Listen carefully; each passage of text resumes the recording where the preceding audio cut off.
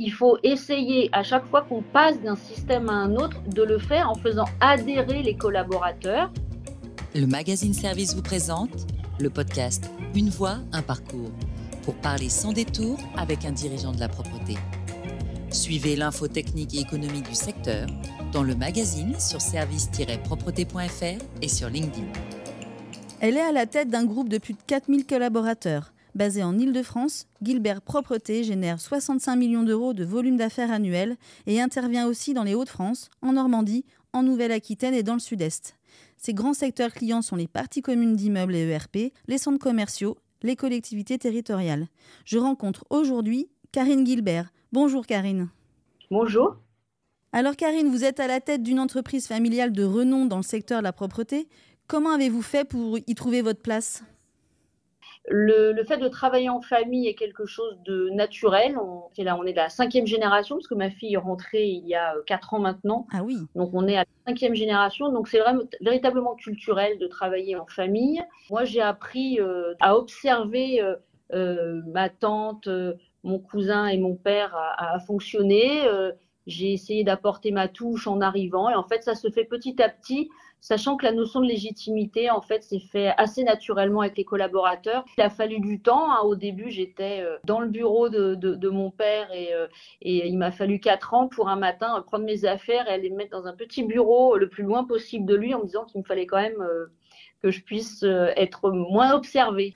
À quel moment vous êtes arrivée dans l'entreprise ? J'avais 19 ans en apprentissage. J'avais fait un DUT avant et j'étais en apprentissage pour rentrer en licence.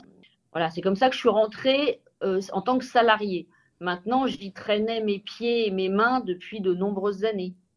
Finalement, vous ne vous êtes pas posé la question de travailler ailleurs ?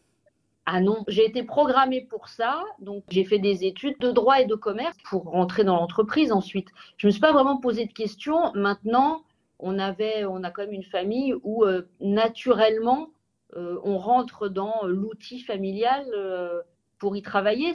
Il fallait qu'on puisse apporter et se former avant de manière à pouvoir justement apporter des choses nouvelles au sein de l'entreprise. Donc non, je ne me suis pas posé la question. Depuis quand vous avez pris vraiment la présidence du groupe ? Moi, j'ai pris la présidence après le décès de M. Guilbert en octobre 2020. Maintenant, à la direction de l'entreprise, j'y suis depuis toujours, mais avec des périmètres de compétences qui se font dans le temps. À partir du moment où vous rentrez, vous représentez la direction de l'entreprise. Je m'appelle Guilbert, l'entreprise s'appelle Guilbert. Donc évidemment, vous êtes un dirigeant de l'entreprise. Les autres membres de la famille plus âgés ont su me laisser de la place petit à petit, en fait, pour me laisser de plus en plus d'autonomie. Alors au début, le groupe est une petite entreprise. Ça a beaucoup évolué depuis. C'est pas trop compliqué de diriger autant de collaborateurs ? Quand je suis rentrée, on était 680 à peu près. C'est pas compliqué. Ah si, c'est extrêmement compliqué. Maintenant, est-ce que c'est plus compliqué d'en diriger 4000 que d'en diriger 800 ? Oui et non. En fait, l'entreprise, elle se structure, elle grandit. Je suis aidée, j'ai des équipes de dirigeants autour, vous vous structurez. Donc en fait, ça reste compliqué, mais fondamentalement, est-ce que c'est plus compliqué d'en diriger 4000 que 800 ? Je dirais que quand on en avait 800, les journées étaient déjà très remplies et elles le sont toujours aujourd'hui, mais une journée ne peut pas faire plus de 24 heures quoi qu'il arrive. On est des entrepreneurs, on n'a fait que de la croissance organique, donc on n'a jamais racheté l'entreprise. On l'a voulu et on travaille que pour les 10 minutes de bonheur intense lorsque vous prenez un nouveau marché. Vous avez certainement une forme de pression à la tête d'un groupe de cette envergure. Est-ce que justement le fait qu'il soit toujours familial et indépendant, c'est assez rare pour le noter, c'est une aide ? Aujourd'hui, on a la chance, Olivier Guiton, le fils de mon cousin, vient juste de rentrer dans la société il y a quelques semaines, donc qui est l'autre actionnaire de l'entreprise. Donc on est vraiment dans de la pérennité. Alors qu'est-ce que ça a comme avantage ? En tout cas, moi, une chose est sûre, je ne le ferai pour personne d'autre que pour nous-mêmes. Ça a des avantages. Ce que c'est bien, c'est grâce à toute l'équipe, et lorsqu'il y a un problème, c'est de ma faute. Donc forcément, on a une forme de solitude. Je ne dois pas de compte à des actionnaires, je ne dois pas de compte à des investisseurs. Maintenant, je dois des comptes aux collaborateurs, aux clients, aux banques. Je pense aujourd'hui, en tout cas, que l'entreprise, elle est toujours différente par rapport aux autres. On a une culture d'entreprise qui est assez particulière. C'est pas toujours simple de trouver sa place chez nous, mais lorsqu'on y est et qu'on y trouve sa place, on y reste en général très longtemps. Les clients aiment cette forme un peu atypique de hiérarchie, avec une prise de décision très courte et une proximité avec les collaborateurs, et le fait que mon middle management est chez lui, en fait, il s'approprie l'entreprise. Tout à l'heure, vous parliez des 10 minutes de bonheur que vous avez quand vous remportez un marché. Alors justement, est-ce qu'il y a un marché gagné dont vous êtes très fier ?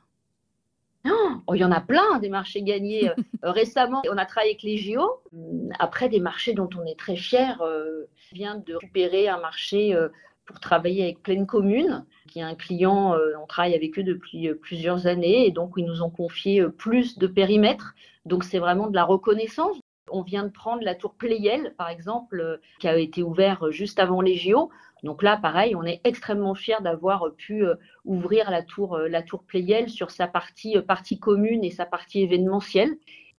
Et c'est important pour vous alors de diversifier les activités du groupe ?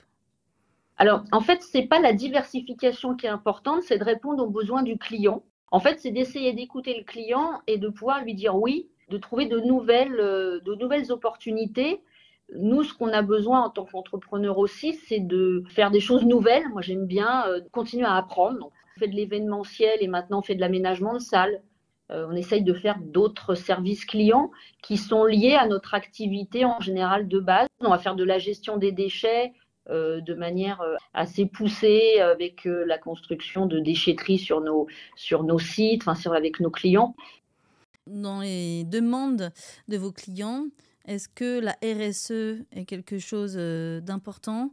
Est-ce que vous avez construit une démarche sur cette thématique ? Oui, alors la RSE, forcément, tous les clients sont dedans. On fait beaucoup d'insertion au sein de l'entreprise. Lorsqu'on a créé notre entreprise d'intérim d'insertion il y a plus de 20 ans, c'est quelque chose qu'on ne disait pas. C'était plutôt destiné aux clients et aux donneurs d'ordre du département de la Seine-Saint-Denis. Monsieur Gilbert est à l'initiative de la création de l'école de la deuxième chance en Seine-Saint-Denis. La RSE, depuis maintenant plusieurs années, nous a permis de nous dévoiler et de pouvoir expliquer ce que l'on faisait d'abord en matière d'insertion, mais de manière extrêmement organisée au sein de l'entreprise. Et ils ont été surpris, en fait. Et on est passé de quelque chose de confidentiel à quelque chose dont ils ont communiqué. Ensuite, bien sûr, les produits écolabels, on fait très attention sur le matériel qui est performant. Ça va être de pouvoir écrire la façon dont on travaille avec nos collaborateurs, la gestion des ressources humaines. Et le travail en continu en journée, est-ce que c'est une organisation que vous mettez en place ? On le met en place. Alors, on fait beaucoup de RP. Donc, je dirais que l'organisation en journée, tout ce qui va être lié à l'événementiel, aux centres commerciaux, sont des choses qui se pratiquent de façon assez naturelle, on va dire, au sein de la société. Le travail en journée, pour moi, ne doit pas être quelque chose de contraint. On accompagne nos clients pour le faire. Donc, on ne peut pas faire le bonheur des gens malgré eux.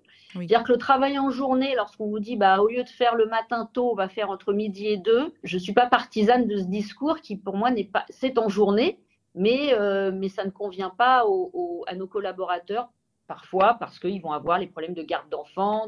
Trouver en fait site par site l'organisation qui convenait au personnel en place.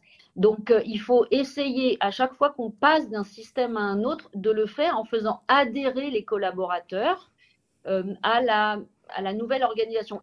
Comment dire, en journée pure, il y a des sites, on les a commencés à 7h30. Alors, c'est encore peut-être tôt.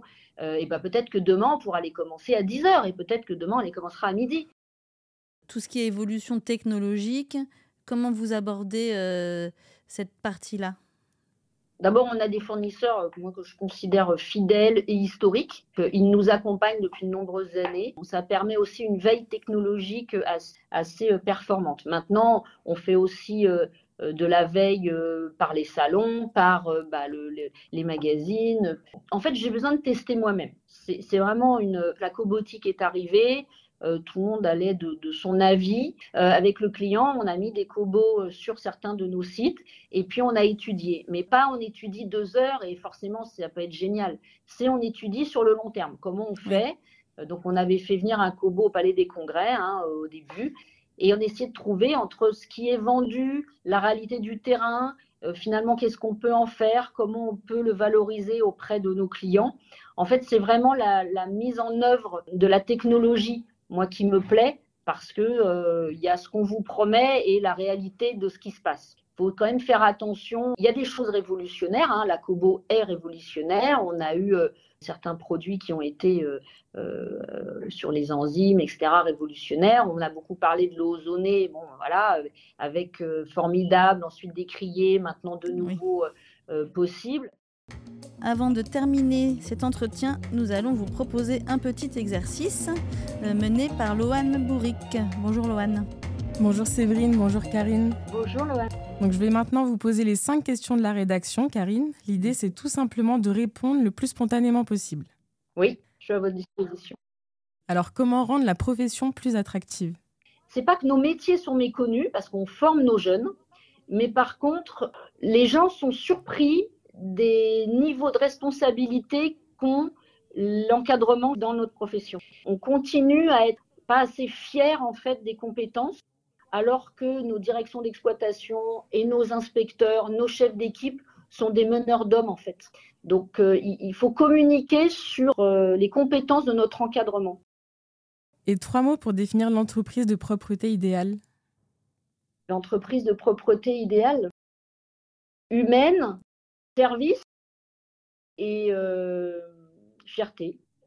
Quelle est la clé pour réussir ? Humilité et décomplexé.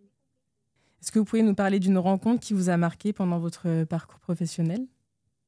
Une rencontre qui m'a marquée chez un client, un directeur à qui je dois beaucoup, qui m'a fait confiance et qui m'a beaucoup appris dans mon métier. C'est un directeur qui a fait faire à l'entreprise des choses que je ne pensais pas que l'entreprise soit un jour capable de le faire parce qu'il nous a fait confiance. Il m'a appris à penser que tout était possible et justement à décomplexer en disant non, on peut tout faire.